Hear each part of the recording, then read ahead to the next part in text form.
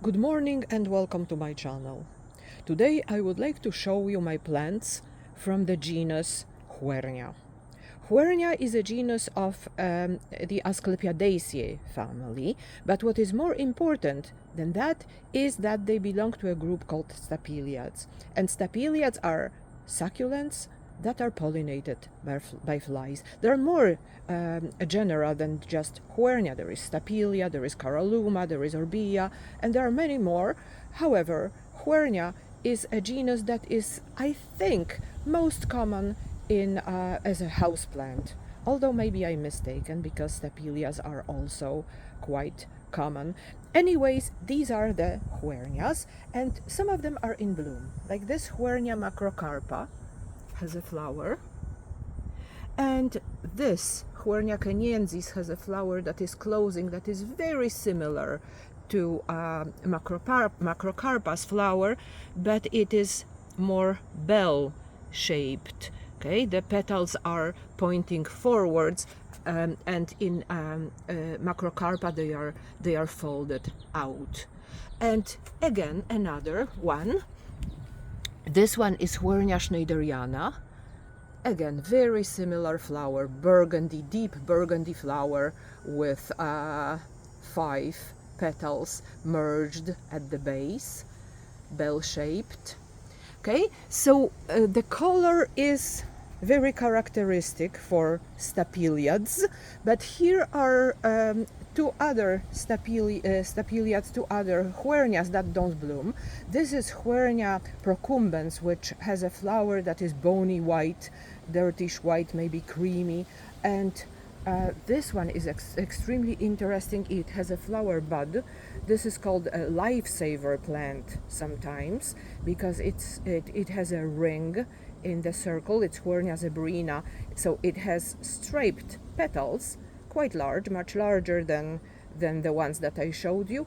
And in the middle there is a ring which resembles a little bit lifesaver's ring, and it's a flower bud. It will open maybe next week, maybe in a week and a half. But what's interesting is to see that this bud has all the petals folded inwards, and they merged in a center, and then when the flower opens, the buds just flip out, and instead of it being a pentagon, it will be a 5-pointed star.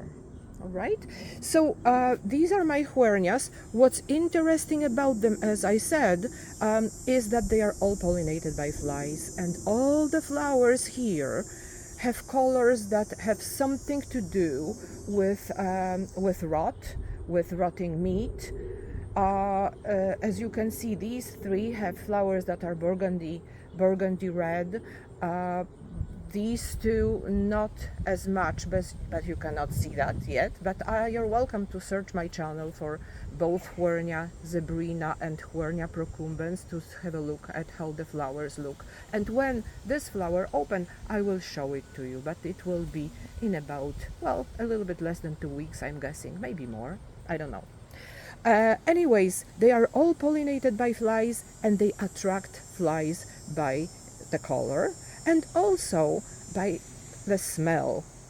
The flowers here are quite small, so they don't fill up the space around them with the smell, so they don't stink as much, but the smell is detectable by flies, and when there is a fly, it likes to be around. Okay? So these are my Huernias. What is also very nice about Huernias, about stapeliads, not all of them, but Huernias certainly, that they are quite easy to keep. You just have to water them.